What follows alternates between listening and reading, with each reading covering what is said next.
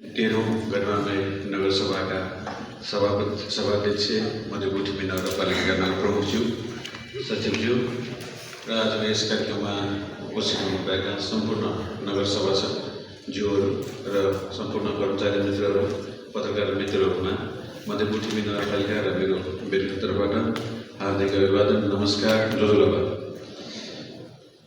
आदरणीय सभाध्यक्षज्यू, सचिवज्यू, नगरसभा सदस्यज्यूहरू, राष्ट्र सेवा कर्मचारी मित्रहरू, सञ्चारकर्मी मित्रहरू, सर्वप्रथम देश र जनताको अधिकारको लागि आफ्नो प्राण आहुति दिने महान शहीदहरूप्रति भावपूर्ण श्रद्धाञ्जली अर्पण गर्दछु। नेपालको संविधान 2072ले परिकल्पना गरेको सङ्घीय लोकतान्त्रिक गणतन्त्रको जगमा उभिएर आज हामी स्थानीय सरकारको रूपमा आफ्नै विधायकी, कार्यकारिणी र न्यायिक अधिकारको अभ्यास गरिरहेका छौँ। यस ऐतिहासिक घडीमा म चालु आर्थिक वर्षको पुस मसान्तसम्मको प्रगति र आगामी अवधिको मार्गचित्र प्रस्तुत गर्ने अनुमति चाहन्छु।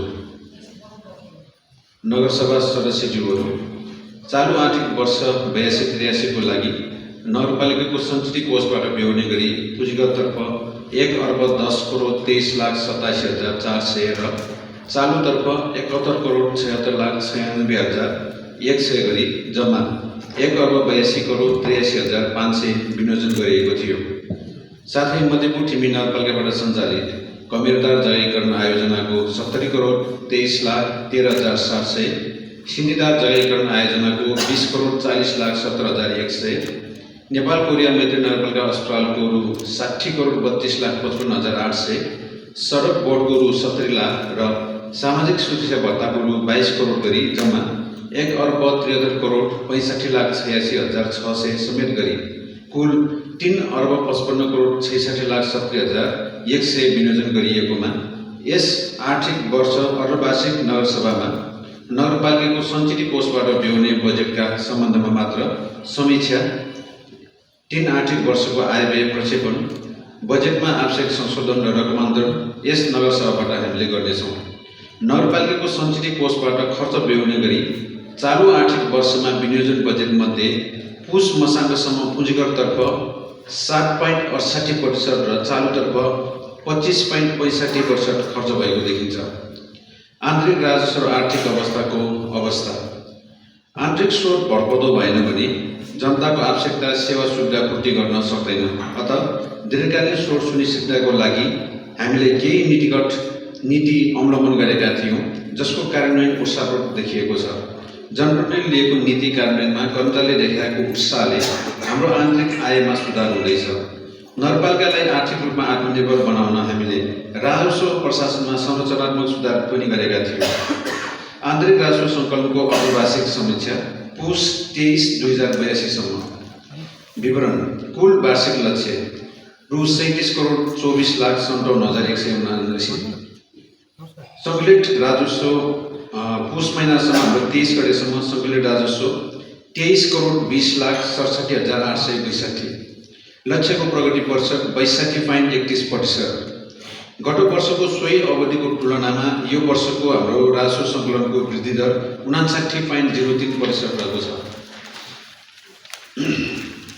अब राजस्व सङ्कलनको अवस्था।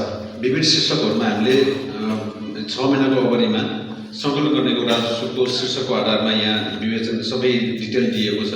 1. सम्पत्ति कर 7,55,03,149 रुपियाँ 88 पैसा। बाल कर 5,11,90,908 रुपियाँ 9 पैसा। भूमि कर 9,49,733 रुपियाँ 46 पैसा। व्यवसाय कर 1,52,33,093 रुपियाँ 31 पैसा।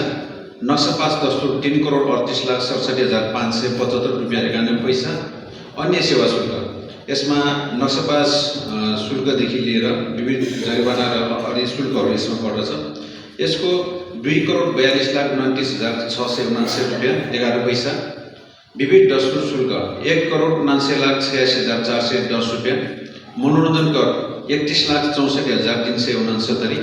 विज्ञापन कर 59,42,922 रुपियाँ 50 पैसा। कुल 23,20,67,861 रुपियाँ 85 पैसा रहेको छ। आगामी आर्थिक वर्षको प्रक्षेपण। आर्थिक वर्ष 83-84 र 85-86 सम्म 3 आर्थिक वर्षको यहाँ प्रक्षेपण गरिएको छ। नगरपालिकाको मध्यकालीन खर्च संरचना अनुसार आगामी 3 वर्षको आन्तरिक आय लक्ष्य निम्नमुनि रहने प्रक्षेपण गरिएको छ।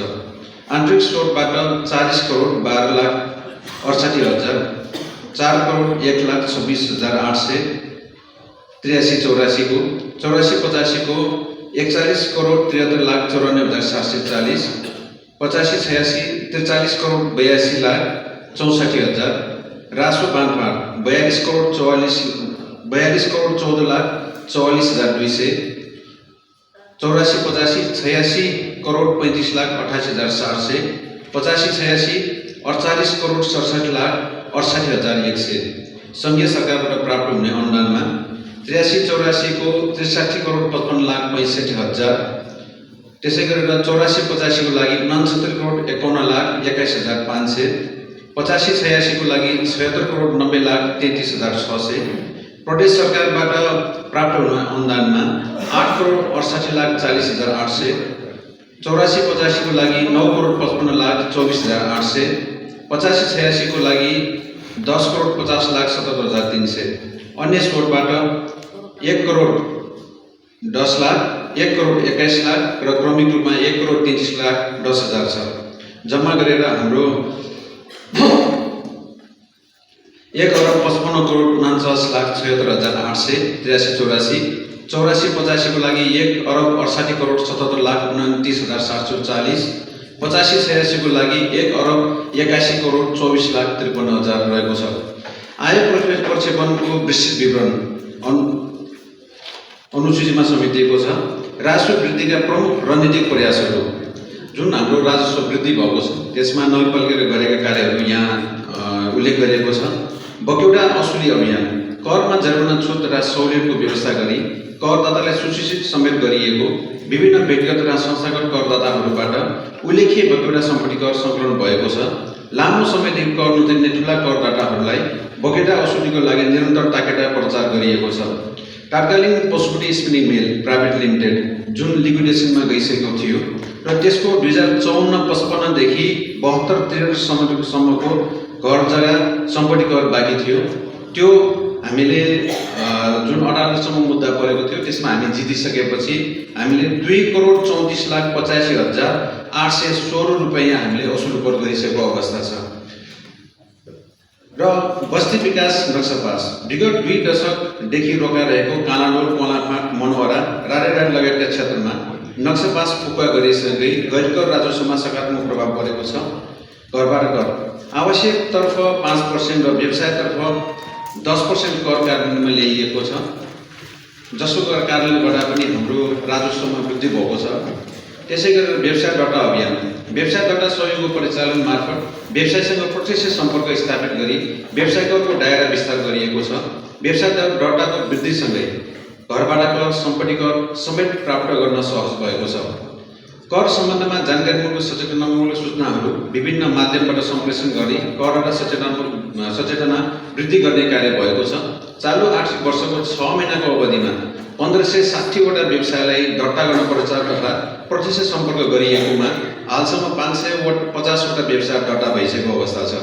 आदरणीय नगरसभा सचिवहरू, हाम्रो हरेक कार्यहरू पारदर्शिता र जवाफदेहीमा आधारित छन्।